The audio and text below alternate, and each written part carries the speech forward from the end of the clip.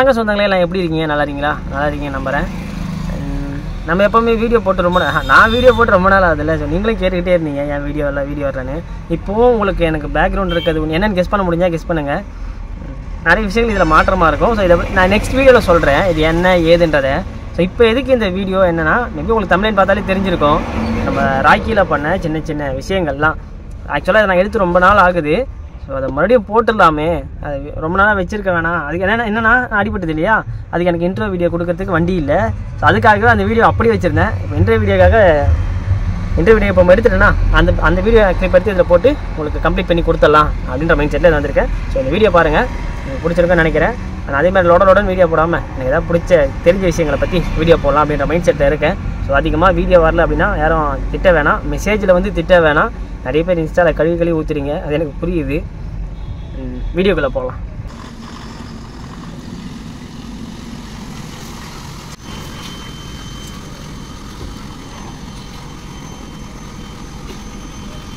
இவங்க கிட்ட தான் நம்ம வண்டி வேலை பார்க்க விட்டுருக்கோம். இவங்க எங்கே இருக்காங்கன்னா ஹைதராபாத்தில் இருக்காங்க. ஏன் அப்படின்னு கேட்டிங்கன்னா, எங்கள் டாட்டாவோட ஸ்பெஷலிஸ்ட். ஸோ நம்ம ஃப்ரெண்டு ரெஃபர் பண்ண கடை ரொம்ப நல்லா இருக்குது. லொக்கேஷன் என்ன டிஸ்கிரிப்ஷனில் தரேன், மறக்காமல் செக் பண்ணிக்கோங்க.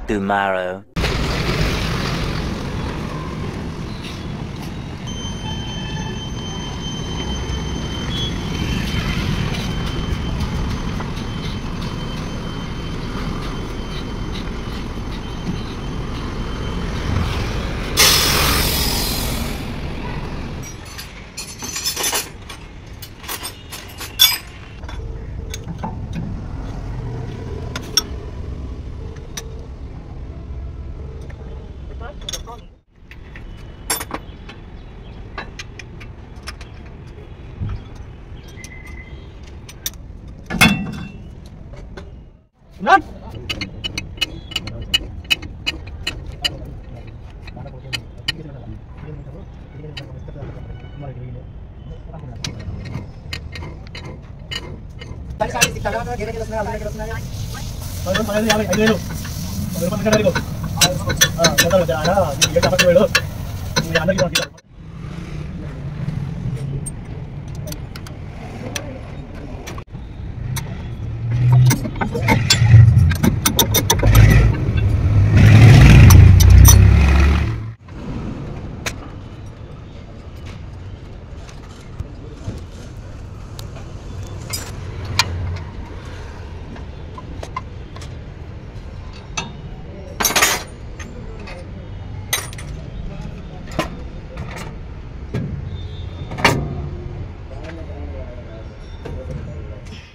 இப்போ என் கையில் இருக்குல்ல, இதை கொஞ்சம் பாருங்கள்.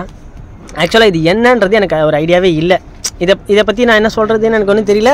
ஆனால் அந்த மெக்கானிக் அண்ணன் மட்டும் இதை எடுக்கும்போது கொஞ்சம் எனக்கு கிளியராக காட்டுற பாருங்க. அண்ட் இதை கொஞ்சம் இப்போ எடுத்து இவன் கையில் கொடுத்தாப்புல, ஐ மீன் அது உள்ளேருந்து பிரிக்கும்போது அதுவே கீழே டக்கடக்கன்னு கலண்டு விழுந்துது. எடுத்து என் கையில் கொடுத்துட்டு அவர் ஒரு சிரிச்சார்.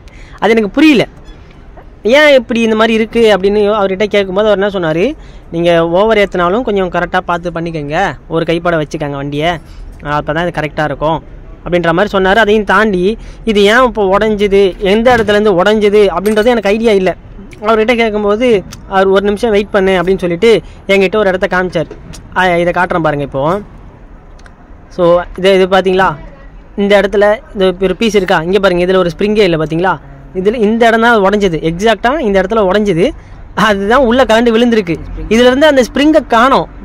அப்புறம் இதை வச்சுனல அது உள்ளேயே ஒரு இடத்துல ஒரு செட்டாக இருந்தது, ஒரு ஓரமாக உட்காந்துருந்தது.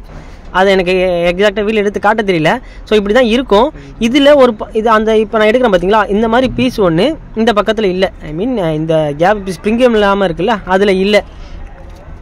இது பாருங்கள், இந்த பக்கத்தில் பாருங்களா, தெரியுதா, இதுலேயும் ஒரு பக்கம் காலி, அந்த பக்கமும் ஒரு காலி. இந்த ஸ்ப்ரிங்கு உள்ளே போய் செட் ஆகிருக்கணும், செட் ஆகலை. ஸோ பிளேட்டோட அந்த வீல் நல்லா தான் இருக்குது. இந்த மாதிரி உடஞ்ச சில காரணங்களால் தான் நம்ம வண்டிக்கு சரியாக கீர் விழாமல் ரொம்ப இதுவாக இருந்தது. இதையும் தாண்டி நம்ம ஓகே இந்த பிளேட்டை வாங்கிட்டோம், எவ்வளோடா வருது அப்படின்னு சந்தோஷப்பட்டா. ஃபஸ்ட்டு இது பாருங்க 5000 ரூபா. இதை காமிச்சோன்னே ரொம்ப சந்தோஷப்பட்டேன். நீ அவ்வளோலாம் சந்தோஷப்படாத இருன்னு சொல்லிட்டு இந்த ஒரு எடுத்து காமிச்சாங்க. 6700 வந்ததா, ஆனால் எனக்கு 1200 கொடுத்தாங்க. ஆக்சுவலாக ஃபஸ்ட்டு காமிச்சது 407. இதுதான் நம்ம வண்டிக்கானது. இன்னொரு ஹைலைட் என்னென்னா, இப்போ நம்ம வண்டி இது வேலை பார்த்துருக்காங்க இல்லையா, இதெல்லாம் லேத் ஒர்க்லாம் பண்ணது. இது அது இல்லாமல் இந்த திருப்பி போட்டோன்னே பாருங்கள், இந்த சர்ஃபேஸ்லாம் க்ளீன் பண்ணி எக்ஸ்ட்ரா சர்ஃபேஸ் போட்டி உள்ளே இருக்க ஸ்ப்ரிங் எல்லாமே புதுசாக பண்ணாங்க. ஆக்சுவலாக இந்த ஸ்ப்ரிங்கோட ரேட் மட்டும்தான் அதிகம். அதுவே எனக்கு 1800 பக்கம் வந்தது. எல்லாத்தையும் போட்டு நீட்டாக ஸோ இந்த மாதிரி தரமாக ரெடி பண்ணி எனக்கு கொடுத்தாங்க.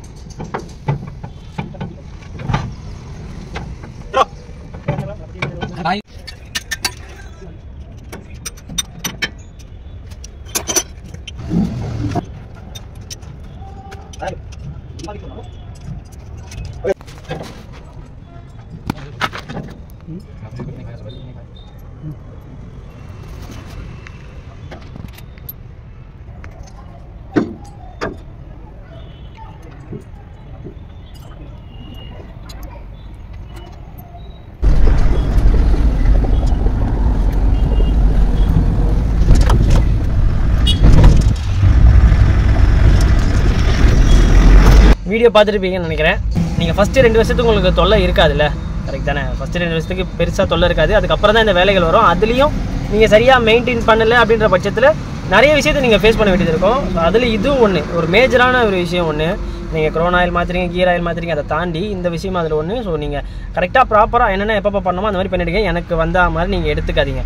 அதாவது பார்த்துருப்பீங்கல்ல எவ்வளோ செலவு. இது எனக்கு நான் வெளியே பண்ணது. இதே நான் போயிட்டு சர்வீஸ் சென்டரில் பண்ணியிருந்தா இது எனக்கு அப்படியே டபுளாக ஆகியிருக்கும். ஸோ அது ரொம்ப கஷ்டம் தான். ஏன்னா நான் கொட்டேஷன் கேட்டதுக்கே எனக்கு 28 ரூபாலேருந்து 30 ரூபா வரைக்கும் வரலாம் அப்படின்னு சொன்னாங்க. ஆனால் கன்ஃபார்மாக 28 ரூபாய்க்கு மேலே தான் வந்துடும் அப்படின்றதையும் சொன்னாங்க. அதாவது 28,000 30,000 அப்படின்ற கணக்கில். ஸோ நான் என்ன சொல்ல வரேன்னா, நீங்கள் கரெக்டாக மெயின்டைன் பண்ணிக்கிங்க, கரெக்டாக வச்சுக்கிங்க. இந்த மாதிரி பிரச்சனை நீங்கள் ஃபேஸ் பண்ண வேணாம். ஸோ இதுக்கப்புறம் ஒரு வீடியோ இருக்குது, அதை மறக்காமல் பாருங்கள். இது எப்படி இருக்குன்றது மறக்காமல் கமெண்ட்டில் சொல்லுங்கள். அடிக்கடி வீடியோ போலன்னு திட்டாதீங்க. ஃபஸ்ட்டே சொன்ன மாதிரி தான் வீடியோ முடிஞ்ச அளவுக்கு நான் கொடுக்க ட்ரை பண்ணுறேன். நல்ல வீடியோ பார்க்கலாம். அதுக்குள்ளே சேஃபாக பத்திரமா இருங்க. பாய் பாய்.